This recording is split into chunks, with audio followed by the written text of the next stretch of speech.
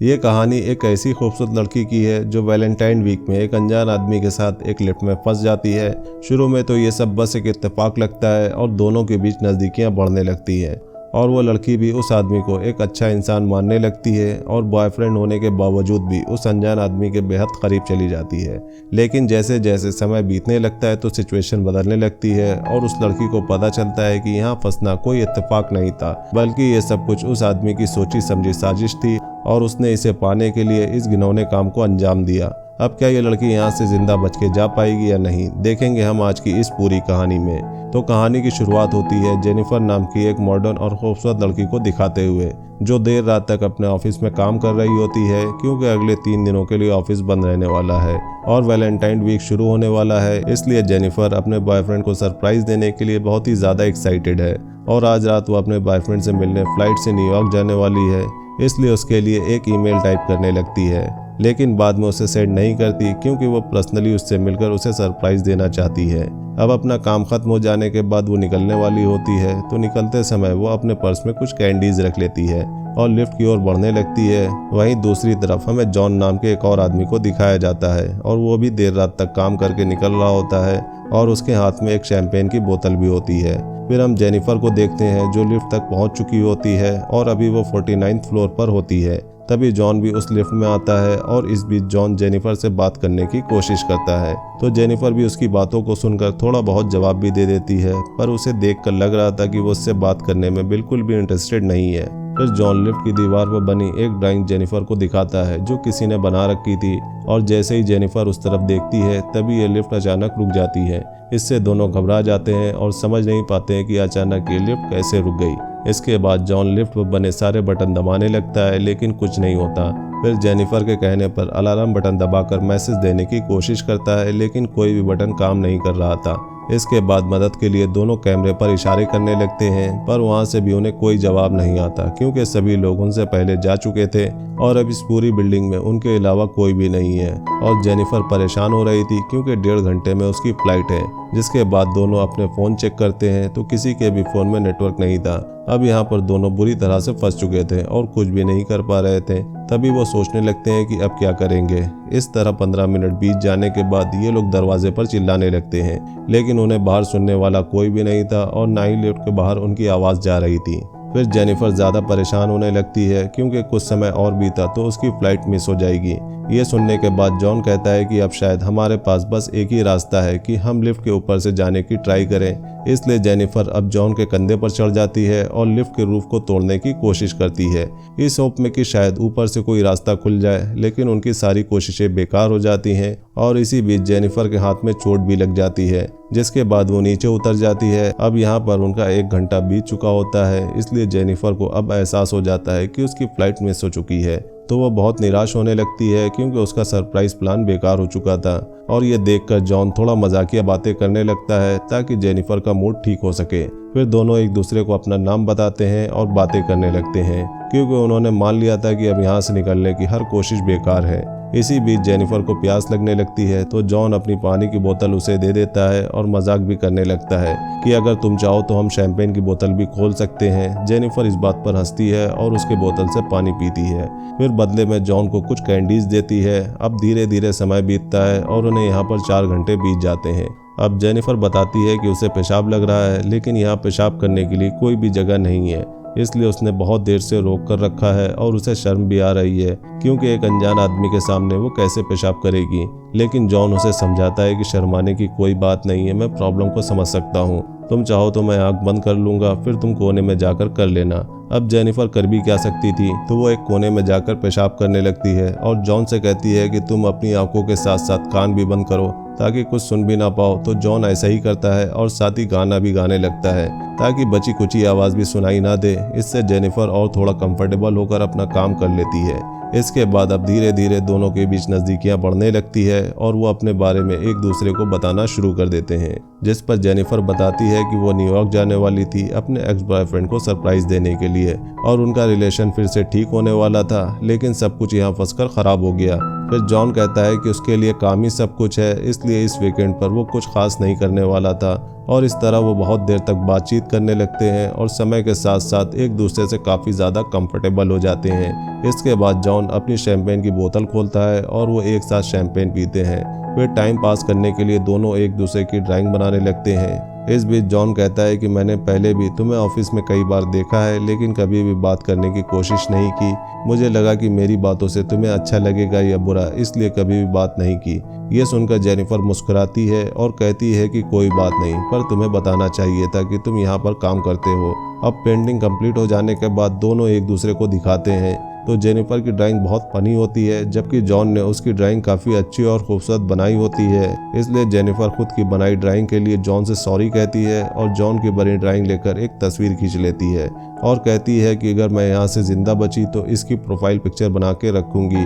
अब दोनों को बहुत भूख लगी होती है और खाने के लिए कुछ भी नहीं होता, तो जेनिफर कहती है कि टाइम पास करने के लिए हमें किसी स्पेशल टॉपिक पर बात करनी चाहिए। जिसके बाद वो टॉपिक चूज करने लगते हैं। तो जेनिफर कहती है कि क्यों ना हम अपनी लाइफ के बारे में कुछ बात करें। फिर वो अपना फ़ोन निकालती है और जॉन से अपने सबसे अजीब एक्सपीरियंस के बारे में बात करने के लिए कहती है, लेकिन जॉन शर्माने लगता है। तो पहले जेनिफर अपने बारे में बताना शुरू करती है कि वो पहली बार कॉलेज लाइफ में अपने एक बॉयफ्रेंड के साथ लाइब्रेरी में इंटीमेट हुई थी और उसकी ज़िंदगी का ये सबसे पहला और यादगार एक्सपीरियंस था। फिर जॉन की बारी आती है तो वो कहता है कि उसकी ज़िंदगी में ऐसा कोई भी एक्सपीरियंस नहीं है।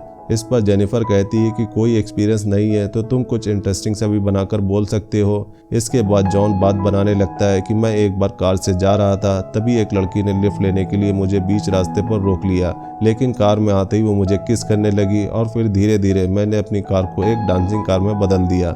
ये सुनकर जेनिफर हंसने लगती है क्योंकि वह ठीक से बात भी नहीं बना पा रहा था। फिर बातों बातों में जॉन पूछता है कि क्या मैं तुम्हें किस कर सकता हूँ, तो जेनिफर भी मन ही मन मान लेती है। फिर जॉन उसके करीब जाता है और उसे किस करने लगता है और इस तरह दोनों एक दूसरे के साथ लिफ्ट में ही इंटीमेट हो जाते हैं। अब ये सब खत्म होने के बाद जॉन कहता है कि वो उससे प्यार करने लगा है, लेकिन इस पर जेनिफर कहती है कि वो अभी भी अपने एक्स बॉयफ्रेंड से ही प्यार करती है और जब वो बाहर निकलेगी तो सीधा उसके पास ही जाएगी और उन दोनों के बीच में वापस सब कुछ नॉर्मल हो जाएगा। लेकिन जॉन कहता है कि वो उसके साथ ये रिलेशनशिप आगे बढ़ाना चाहता है, पर जेनिफर ये नहीं चाहती है और कहती है कि हमारे बीच में जो कुछ भी हुआ वो बस कैजुअल था और तुम्हें भी इस बात को मान लेना चाहिए। ये सुनकर जॉन थोड़ा सैड हो जाता है और कहता है कि मैं तुमसे बहुत प्यार करता हूँ और तुम्हारे साथ हमेशा ऑनेस्ट रहूंगा, लेकिन मैंने तुमसे बहुत कुछ छुपाया है और तुम्हें ये सब जानकर बहुत अजीब लगेगा कि मैं यहाँ पर नया नहीं हूँ, बल्कि बहुत समय से यहाँ पर काम कर रहा हूँ और तुम्हें हर रोज आते जाते देखता हूँ। फिर वो जेनिफर को अपना मोबाइल दिखाता है जिसमें जेनिफर के ऑफिस से बाहर निकलने की सीसीटीवी फुटेज होती है और अलग अलग जगहों की भी कुछ तस्वीरें होती है। दरअसल जॉन इस बिल्डिंग का सिक्योरिटी गार्ड है और वो हर रोज जेनिफर को यहाँ देखता था और उसे जेनिफर की हर एक्टिविटी के बारे में पता था और वो बहुत ही समय से जेनिफर से प्यार करता था, लेकिन आज तक वो उसे बोल नहीं पाया क्योंकि उसे पता था कि जेनिफर कभी भी एक सिक्योरिटी गार्ड को डेट नहीं करेगी, इसलिए उसने ये सब कुछ प्लान करके रखा था। और दोनों का यहाँ एक साथ लिफ्ट में फंसना कोई एक्सीडेंट नहीं था, बल्कि शुरू से लेकर अब तक सब कुछ जॉन की ही प्लानिंग का हिस्सा था ताकि वो उसे हासिल कर सके। ये सब बताने के बाद जॉन लिफ्ट की एक चाबी निकालता है और जेनिफर से कहता है कि अगर वो चाहे तो यहाँ से जा सकती है। फिर उस चाबी को लगाकर लिफ्ट को शुरू कर देता है, लेकिन जेनिफर ये सब सुनकर बहुत गुस्सा हो जाती है और कहती है कि तुम एक किडनैपर हो और तुमने मुझे किडनैप करने की कोशिश की है। अब यहाँ से निकलने के बाद मैं सीधा पुलिस के पास जाऊंगी और उन्हें सब कुछ बता दूंगी। पर यह सुनते ही जॉन लिफ्ट फिर से बंद कर देता है तो वो चाबी लेने के लिए भागती है, पर जॉन उसे पकड़ लेता है और इसी खींचातानी में लिफ्ट की चाबी पैर लगकर टूट जाती है। अब ये दोनों सचमुच में यहाँ पर फंस चुके थे क्योंकि सिर्फ चाबी से ही वो यहाँ से निकल सकते थे। इसके बाद जेनिफर गुस्से में आकर जॉन के मुंह पर अपने सैंडल से मार मारकर उसे बेहोश कर देती है, पर अगले ही पल वो डर जाती है और उसे लग रहा था कि जॉन शायद मर गया है, तो उसके पास जाकर वो उसे देखने लगती है। तभी वो होश में आकर जेनिफर को भी फ्लोर पर मारकर बेहोश कर देता है और अब ये दोनों बेहोश पड़े होते हैं। और अब आगे हम देखते हैं कि थोड़ी देर बाद दोनों को होश आता है तो जेनिफर जॉन से कहती है कि इस पूरी बिल्डिंग में सिर्फ तुम ही एक सिक्योरिटी गार्ड तो नहीं हो सकते। इस पर वो कहता है कि आज रात को यहाँ पर 2 सिक्योरिटी गार्ड आने वाले थे, पर मैंने उन दोनों से कहा था कि मैं उनकी शिफ्ट भी कर लूंगा। जिस पर जेनिफर गुस्से में कहती है कि तुम एक साइको हो। ये सुनते ही जॉन पूरी तरह पागल हो जाता है और साइको की तरह इधर उधर तोड़फोड़ करने लगता है। फिर वो जेनिफर का बैग खोलता है जिसके अंदर एक शर्ट होती है जो जेनिफर अपने बॉयफ्रेंड के लिए ले जाने वाली थी। लेकिन जॉन इस शर्ट को पहन लेता है और अपनी हरकतों से उसे डराने लगता है। अब वहाँ पर एक दूसरा बॉक्स भी होता है तो जॉन उसको भी खोलने के लिए कहता है और उस बॉक्स के अंदर सिगार और एक लाइटर था जो जेनिफर शायद अपने बॉयफ्रेंड के लिए ले जा रही थी, पर जॉन वहीं पर बैठकर उस सिगार को पीने लगता है और जेनिफर को साइको की तरह डराने लगता है। ये देखकर जेनिफर बहुत ही ज्यादा डरने लगती है और चुपचाप वहीं बैठी रहती है। फिर कुछ देर बाद जॉन देखता है कि हर लिफ्ट से बाहर जाने का एक रास्ता होता है और इस लिफ्ट के ऊपर कोई भी स्क्रू नहीं है, तो शायद ऊपर कोई रास्ता जरूर हो सकता है। जिसके बाद वो लिफ्ट के ऊपर चढ़ता है और वहां पर उसे बाहर जाने का रास्ता मिल जाता है। जिसके बाद वो जेनिफर से कहता है कि उसे ऊपर चढ़ने में उसकी मदद चाहिए, पर जेनिफर को उस पर भरोसा नहीं था, इसलिए वो कहती है कि मैं तुम्हें नहीं उठा पाऊंगी, तो तुम मुझे पहले जाने दो और फिर मैं वहां पहुंचकर तुम्हें ऊपर खींच लूंगी। लेकिन वो भी जेनिफर पर भरोसा नहीं करता और मना कर देता है, क्योंकि उसे लग रहा था कि जेनिफर उसे वहीं छोड़कर बाहर जाकर पुलिस को बता देगी।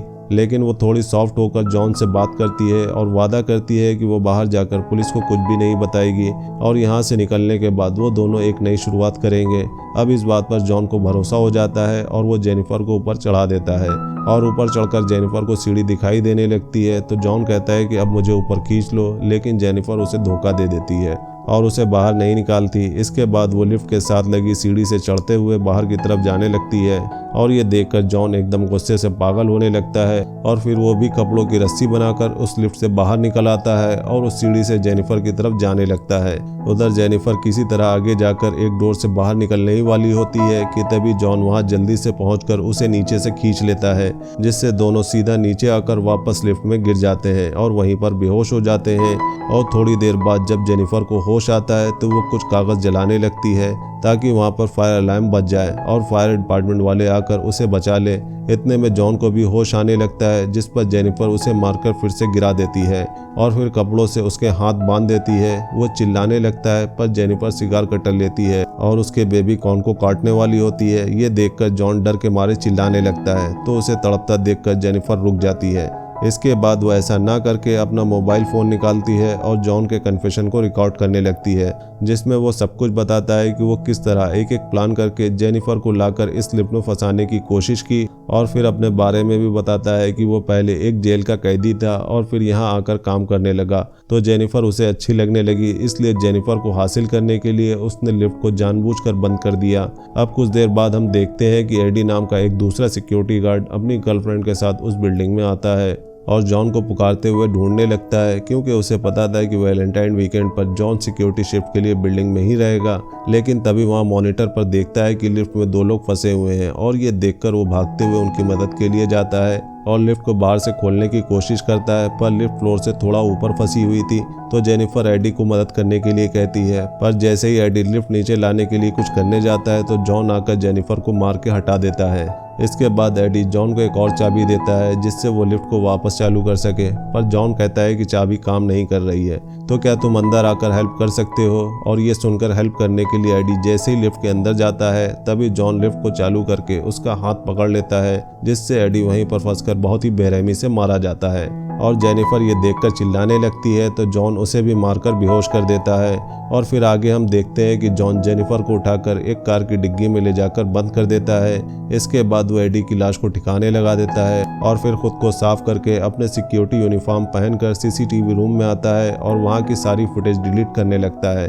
तभी वहाँ पर एडी की गर्लफ्रेंड आकर जॉन से एडी के बारे में पूछती है तो वो कहता है कि उसे नहीं पता, पर जैसे ही वो जाने लगती है तो जॉन आकर उसे भी मारकर उसकी लाश को ठिकाने लगा देता है ताकि उसके खिलाफ कोई भी सबूत न बचे। अब बाकी था जेनिफर को ठिकाने लगाना, तो वो उस कार को लेकर एक सुनसान जगह पर जाता है और वहाँ के एक डस्टबिन में पेट्रोल डालने लगता है।